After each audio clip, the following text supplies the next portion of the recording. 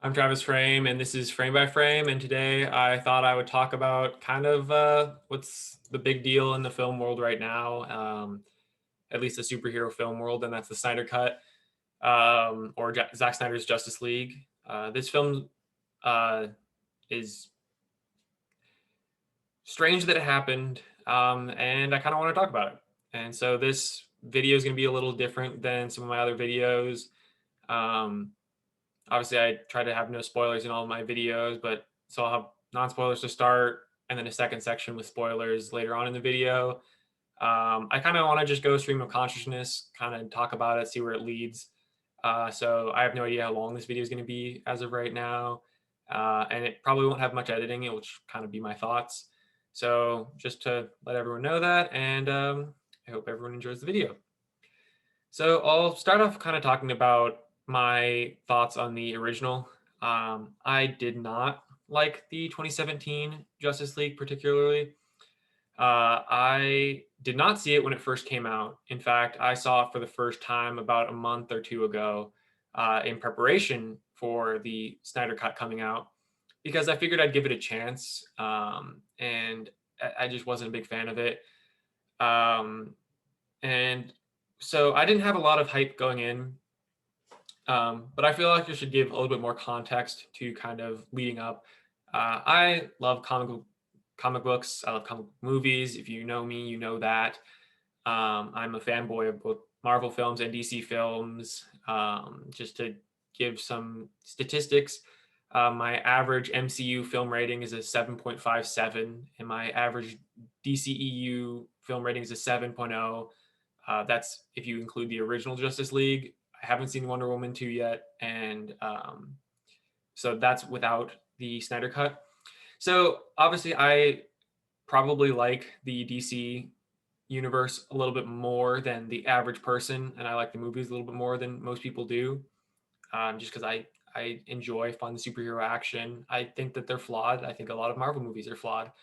Um, but I think that it's kind of stupid for fans of one comic group to hate the other, or to hate DC because you love the MCU, or to hate the MCU because you like Batman.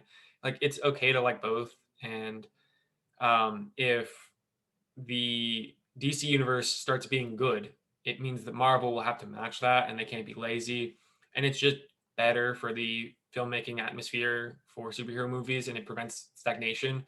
So I think that there should be a little bit more positivity, and people shouldn't bash the stuff just because it's the other group. It's okay to be a fanboy of both.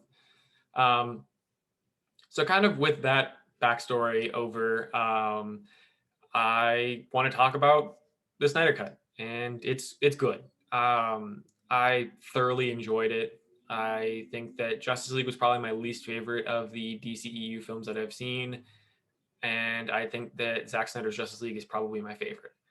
Um, I don't think it's a perfect film by any means, but some of the reasons why I think it's better is the character development is better for every single hero. I think every character gets more to do, is more interesting, has a lot more depth and levity to it.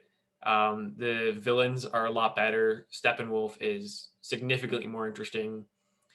The movie is just more complete as a whole. There are better motivations, better storytelling. There aren't weird plot holes and jumps from the 2017 version.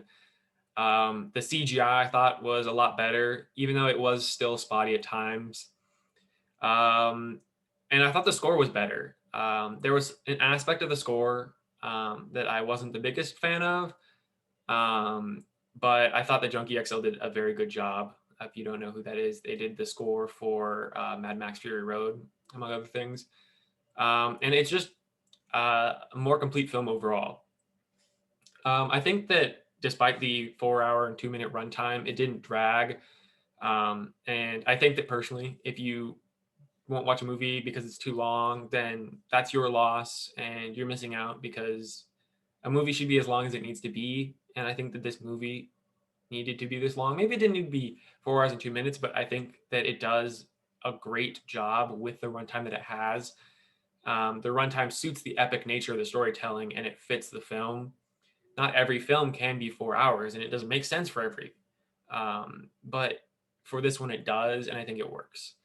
Again, another thing, I think the character design is a lot better, especially Steppenwolf. He just looks a lot more menacing, and it just adds to the fact that his character is also more deep. I also like the aspect ratio choice, and it worked really well. I was able to see Justice League in a theater environment for the on-campus showing. I think that if I go back and watch this at home, I think it will be a little bit strange just because of the aspect ratio.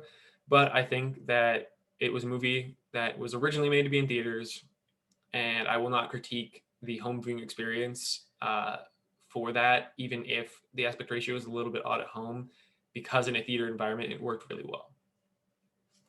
So some complaints, I mean, it's not a perfect film by any means. I think that some of the humor is still a bit cringy, but I think it's a lot better in terms of that aspect than the 2017 version. I thought that some of the jokes in the 2017 version were absolutely abysmal.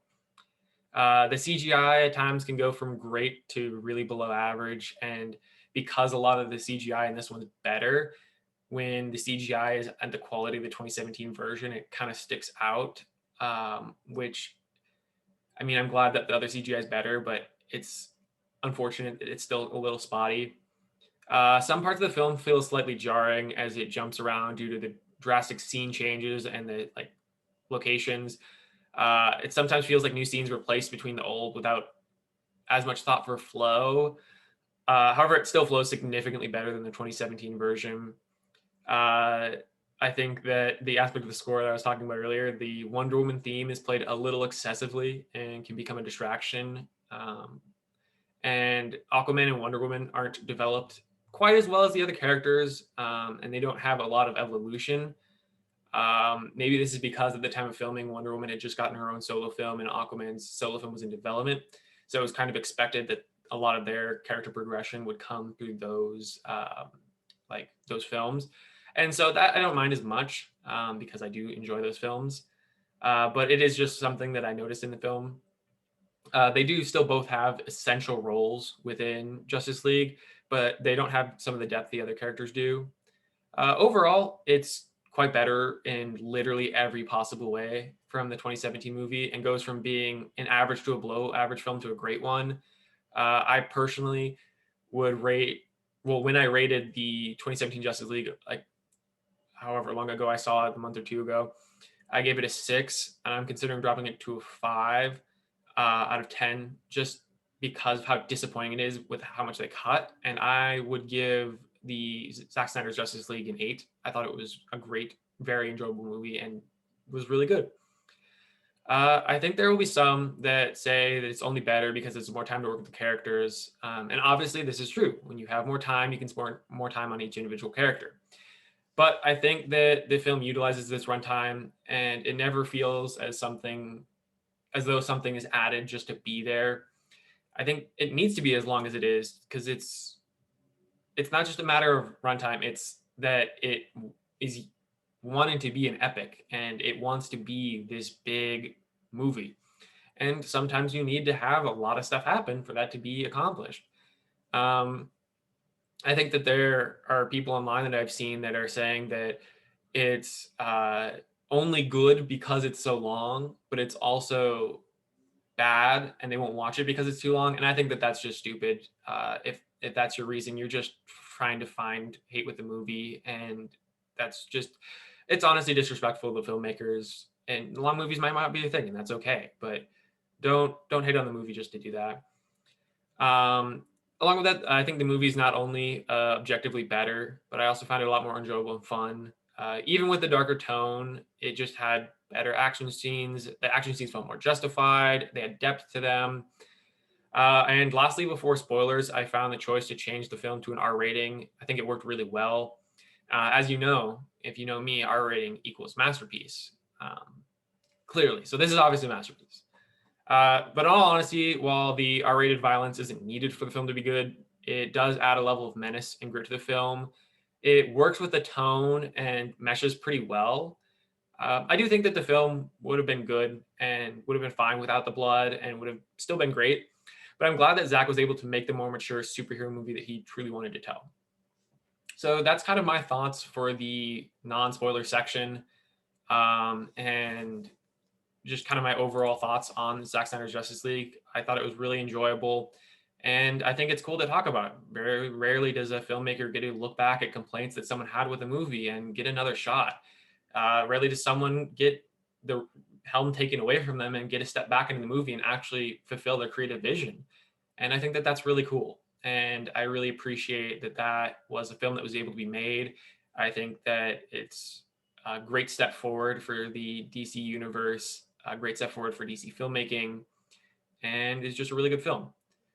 So now is the intermission point for the video.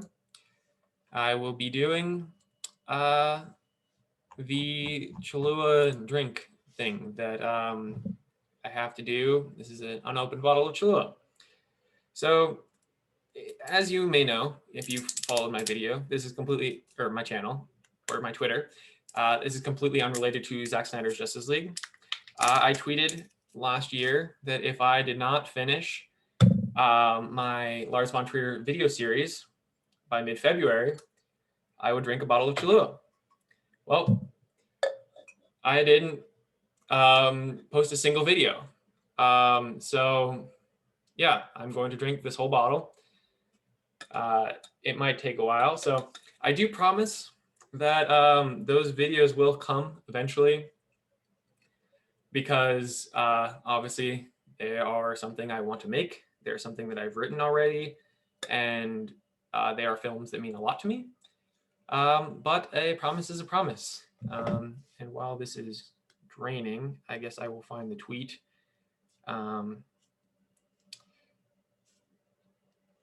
You've seen the tweet, so yeah, I might edit this out just because this is taking a while to empty, but I promise it's slowly filling up, and I will drink the whole thing to make up for the fact that I didn't release those videos. So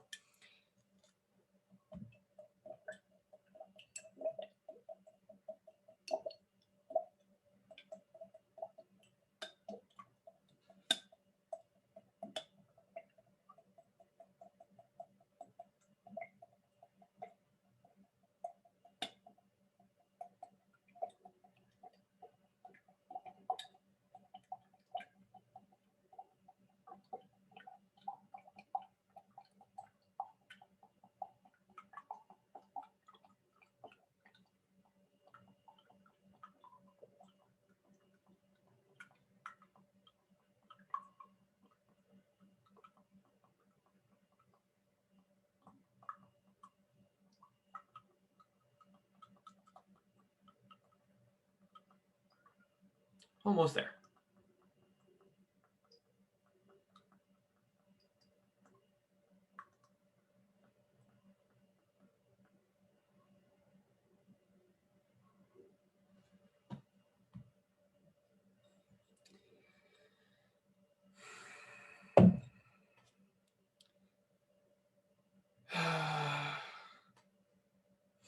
Cheers.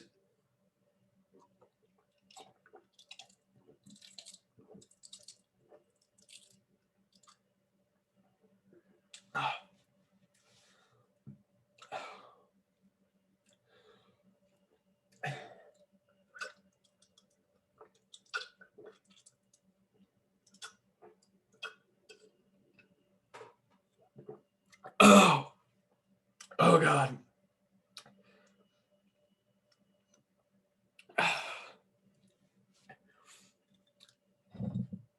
Completed.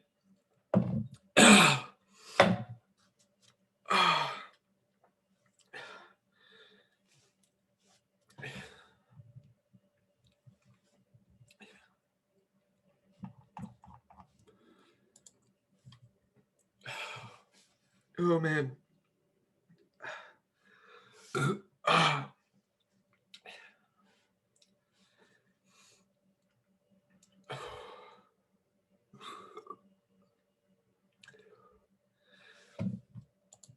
Okay,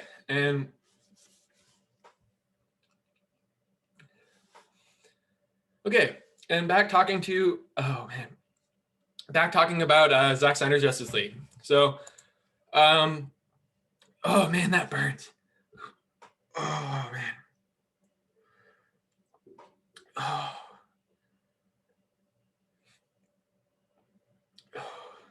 Okay. And now back to talking about Zack Snyder's Justice League. So, I kind of want to start on a character by character basis, because there's a lot of characters and I don't want to really miss anything. I want to try to talk about as many characters and as much stuff as I can, and make sure that like I cover everything I want to cover. So I'll start out by talking about, I think, the biggest change, and that's Cyborg. Cyborg, awesome in Justice League, the new one, not the old one. Obviously, a lot of the problems and issues with Cyborg's character in 2017 result from the terrible relationship between the actor and director. Joss Whedon was not a good person and was apparently very abusive. And as a result, it seems, and it is very clear, that a lot of Cyborg scenes were cut from the film. And that's just incredibly disappointing, because in Zack Snyder's Justice League, he is the heart and soul of the movie. Everything about Cyborg in the movie was so good. I've never even been a big Cyborg fan from the comics, but I thought he was one of the best characters in this movie. He had a lot of heart. There was so much depth to him. Talking about his origin story, his relationship with his father, talking about his humanity, and even his like father sacrifice. It was just really, really deep, and added so much emotional levity to the film that was not present at all in the 2017 version. And sorry, that Cholula is still burning my throat. But his character was awesome. To see him do more, to have him have his own awesome action sequences where he gets to do stuff, where he has a purpose in the film, and the emotional depth to his character helps you root for him in those action scenes. And everything about him is just so much better, so much more fully realized, and it makes the film significantly better. He is just the heart and soul of the movie. And it's absolutely unacceptable the way that Ray Fisher was treated, and it's honestly despicable that that was allowed to happen. That he was that that just was something that happened. It's so unfortunate for the actor and for everything that he had to go through. And I'm so happy for him and um, everyone around him that his performance was able to be realized again, and that Zack Snyder was able to give him a voice within the film and make a great character and give Cyborg the justice that the character deserves in being fully realized. And I thought that that was just awesome. And going on to the next character that I think had a drastic change is the Flash. I think the Flash was incredibly underutilized and so cringy in the 2017 version. I thought a lot of his jokes were just terrible. He didn't really have any cool scenes. The fact that he's just kind of like afraid and like timid just didn't really fit with the character.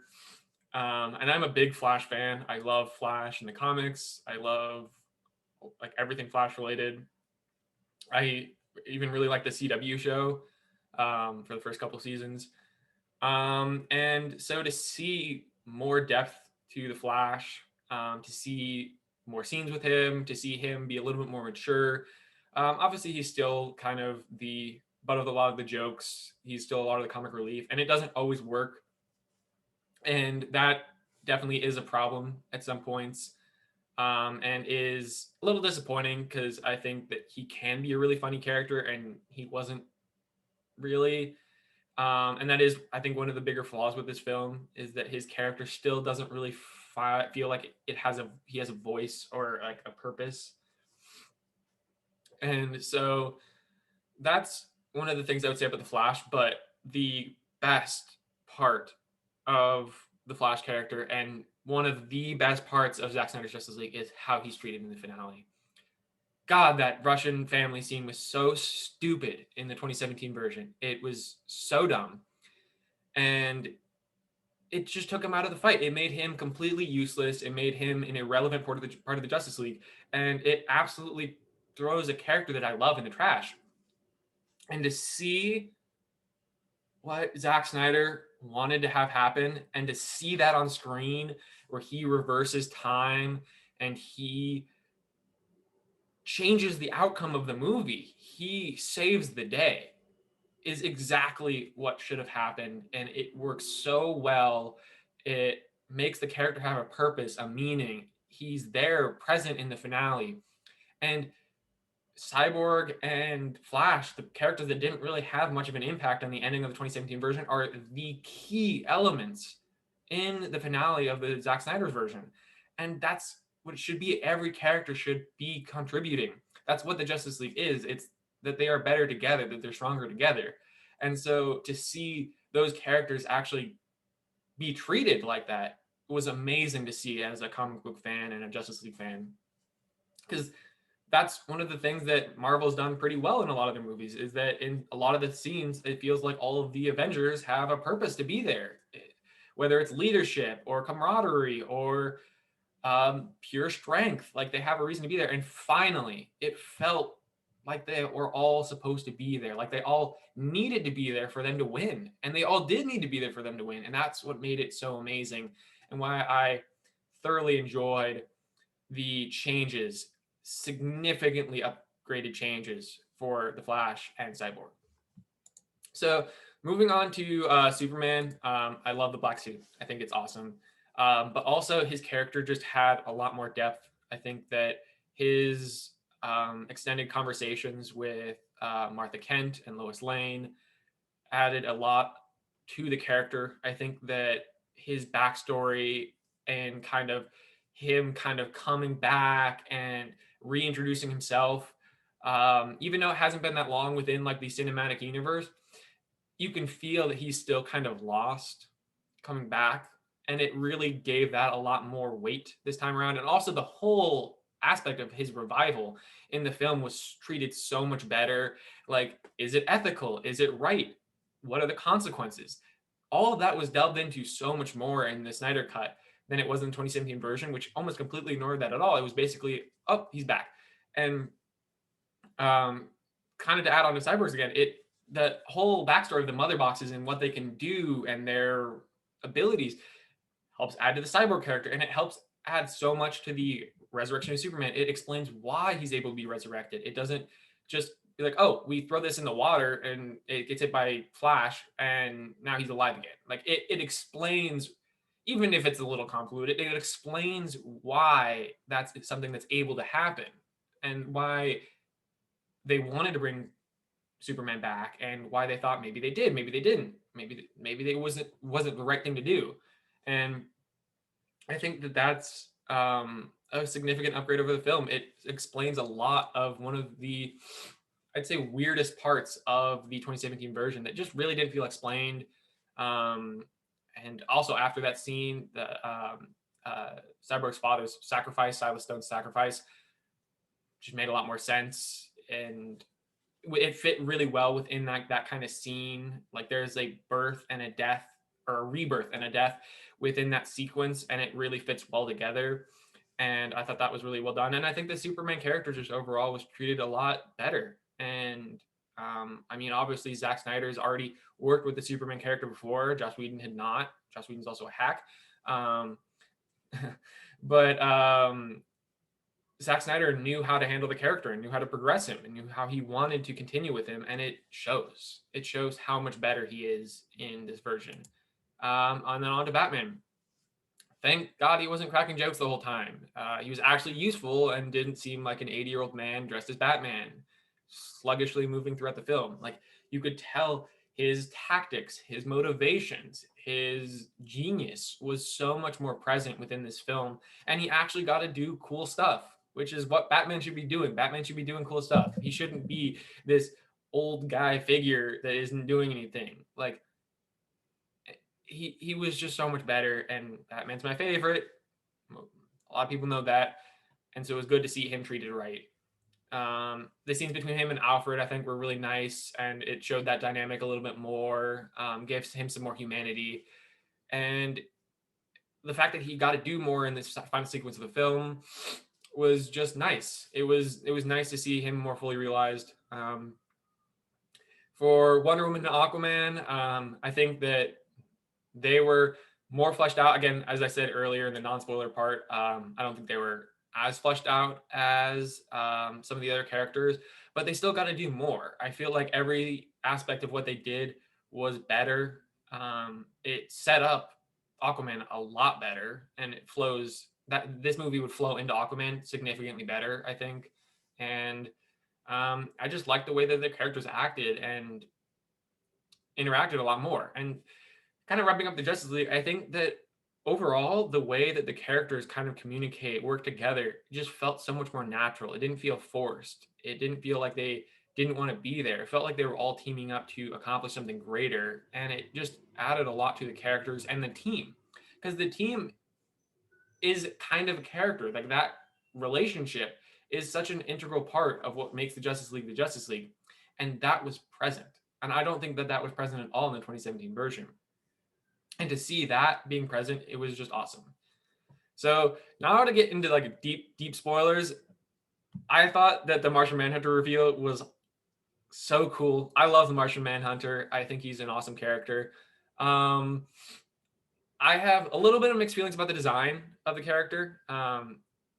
Overall, I think he's pretty cool. The more I think about it, I was a little bit stunned at first. Like I was like, whoa. And then I was like, I don't know if I like the character design, but I think I do now. But I thought that that was really cool to have that addition as a setup, even if we never get to see it. It was cool to see the Martian Manhunter on the big screen. Same with the Green Lanterns. Obviously, there is this small bit in the 2017 version where you see a Green Lantern, but to see Darkseid just absolutely destroy a lantern really sets up his power. And then also in the nightmare sequence where you see a lantern on the ground in front of the ruins of the Hall of Justice was like wild, because that means that obviously Snyder had a plan for how to introduce a potential Hal Jordan or like a different lantern. Like who knows where he was possibly going with that, and that's super cool because well, might not be the biggest Green Lantern fan. Obviously, there are so many different Green Lantern characters, and each one of them is unique in their own way. And I think that the way that Zack could have implemented them into his universe could have been super cool. And so it was cool to see that.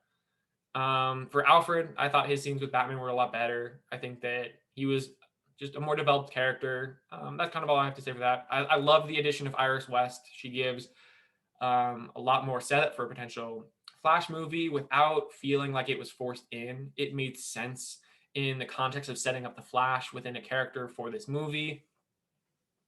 In terms of some of the Aquaman additions, I think that Mira's additional scenes were really cool, even though Amber Heard sucks. I think it was weird that they changed her accent. I thought that was a little bit interesting. And I do think that it's cool that she was in that final nightmare sequence. I would love to see where that would go if there was a future film, because I think that the idea of like Aquaman having died and like her wanting to get revenge is really cool. And then the addition of Volko, I think just adds with the lead into Aquaman a lot better. And I love Willem Dafoe because he's awesome. I thought the addition of the Ryan Choi character was really interesting. I think that obviously, like, he was completely absent from the 2017 version, and to have like a kind of slight introduction. They mentioned like that one time that he's like I think atomic physicist, like obviously he becomes Adam, is like super cool and would have been really interesting to see where that would have gone, because obviously this film introduced a lot of potential characters that they could have added in the future DC movies. As cheesy as that line at the end, I think in both versions, where it's like 6 seats but room for more. It's like it's super cheesy, but like the Justice League is more than just these 6 characters. And although I love these 6 characters, there are some Justice League members I would love to see in live action. It'd be cool to see more Martian Manhunter. It'd be awesome to see Green Lantern. It'd be cool to see Atom. And of characters that weren't mentioned, like I'd love to see Green Arrow. I'd love to see Booster Gold if that ever happened, but it probably won't. I'd love to see Hawkman and Hawkgirl. Like that would be cool. And to see, even if it is just pure fan service, to see these characters get like hinted at was pretty cool, and I like that addition. And then for Lois Lane and Martha Kent, I think that they just had such a big impact for seemingly not that much more to do. I mean, I don't remember much of them from the 2017 version because mostly because I found that film very forgettable, and I watched it recently.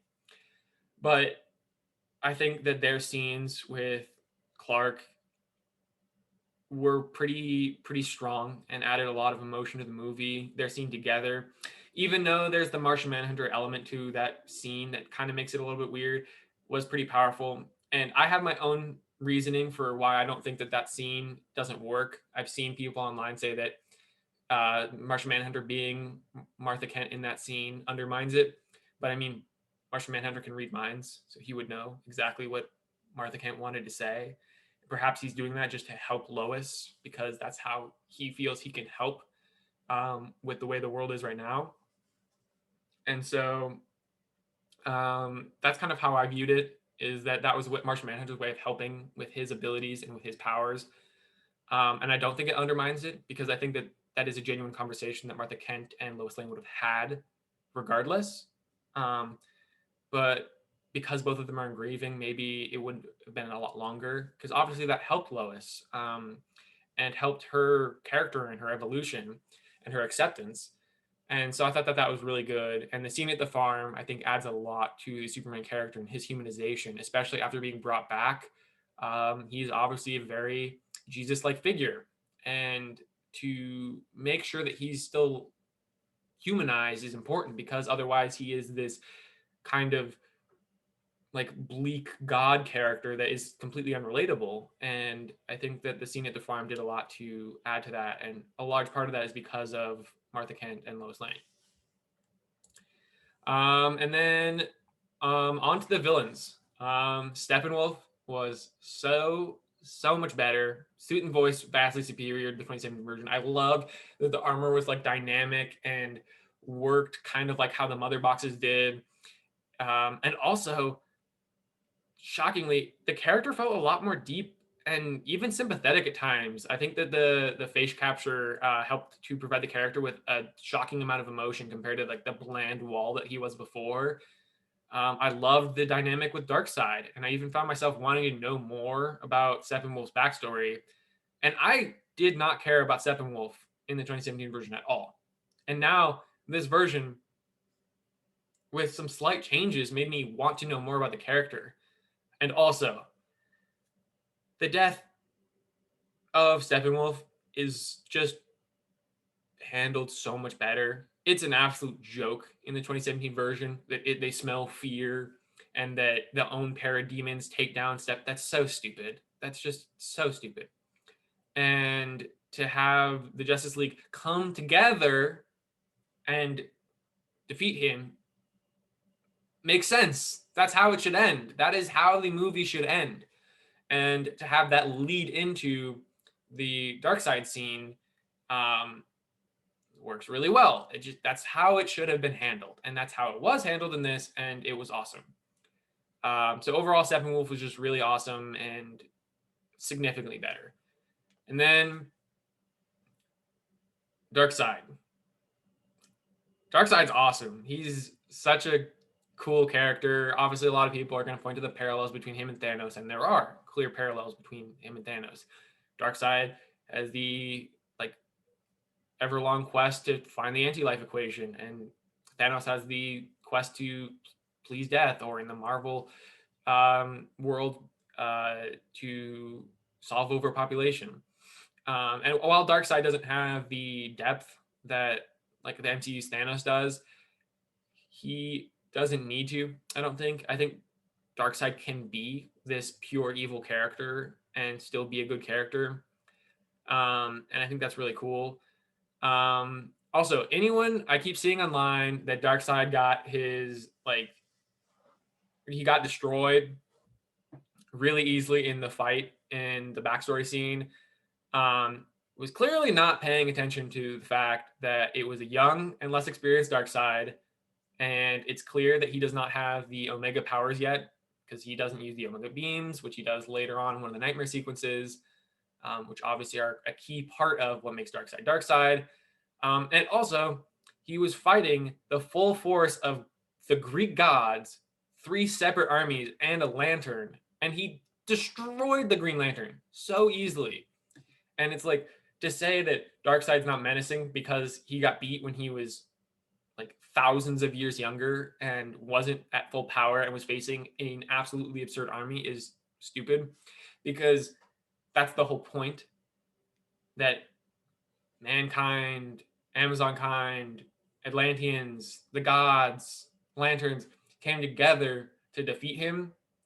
That's what the Justice League is. The Justice League is the new version of that. They're the new gods. Like, I know they're technically not the new gods within like the DC universe, but like it just it makes sense, and I don't really like that nitpick. But every Darkseid scene I thought was awesome. I think the nightmare sequences were super cool and showed off the menace of the character. And I love the design and the voice. They're exactly what I wanted from the character, and I really, really hope that we get more Darkseid. This Darkseid, not whatever Joss Whedon would do with Darkseid, which would be garbage. I want whatever Zack Snyder wanted to do with Darkseid, even if it's not him taking back the DC universe. I want someone to continue his vision, and I would love to see more of this. And then kind of onto some of the smaller villains, like Desaad, I think was a nice addition. Despite the small screen time, was interesting. I liked Lex Luthor's scene a lot better at the end. And I thought Deathstroke's scene with him was a lot better too. And then that final nightmare sequence where Deathstroke, the like armored suit Flash, Mira, Batman, and the Joker are all teamed up, I thought was super cool. Really gave off like Injustice kind of vibes, like the way that like Superman has turned evil, like turned because of the anti-life equation, and is now a pawn of Darkseid, is so cool and such an interesting take on like the DC universe and like the like Injustice kind of side of things. Like, instead of Superman going like mad, it's him being manipulated because of his anger. And I think that that's really cool. And I thought it was cool to see that team up, because I would love to have more of that. And then Jared Leto's Joker was better. Not perfect. Still a little bit weird. Some of his lines I thought were kind of questionable, but works a lot better. I love, despite those like problems, I think that the conversation between him and Batman in the end was super cool. And also, we finally got the confirmation that, at least I think we got confirmation that Joker did kill Robin, whether that's Dick Grayson, Tim Drake, Jason Todd. It probably is Dick Grayson, but that, like, because he mentions like the Boy Wonder died, and then Batman mentions that like Harley Quinn died. So obviously, with Birds of Prey and the DC universe, Harley Quinn's still alive, but Robin probably isn't. So I think that that does confirm that Joker killed Robin, and that maybe something Batman did led to the death of Harley Quinn, or maybe Joker did. But I thought that that whole dynamic led, and that whole sequence added a lot of like speculation and a lot of cool things that like I can nerd out about as a comic book fan and as a superhero fan.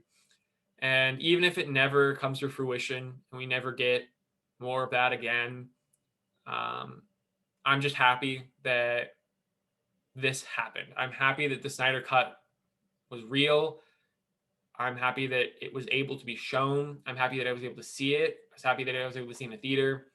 And it makes me happy that I finally got to see justice to some of my favorite characters done, and uh,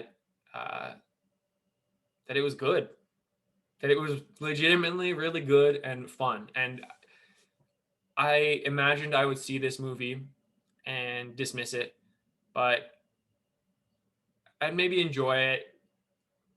Probably wouldn't watch it again, but I'm like, oh, it was better. This is a film I will revisit. Obviously, I don't have 4 hours every day to rewatch it. I don't have 2 hours every day to rewatch movies, but it is a movie that I thoroughly enjoyed and I will revisit. And I really hope that Warner Brothers decides to actually listen to fans, um, and bring back the vision that Zack had, um, and do the characters right, like they should be, like how Cyborg is done right and Flash is done right. Continue the story with Superman and Batman and Wonder Woman and Aquaman, and add these new characters, and it could be so good. And it can be this dark, violent thing. It doesn't need to be this dark, violent thing, but I just want more of it, and I'm happy that I got what I got, even if there is nothing more. And that's kind of my thoughts on the Snyder Cut. And I hope everyone enjoyed me ranting about it and drinking that bottle of Cholula. And until the next frame by frame video, thank you.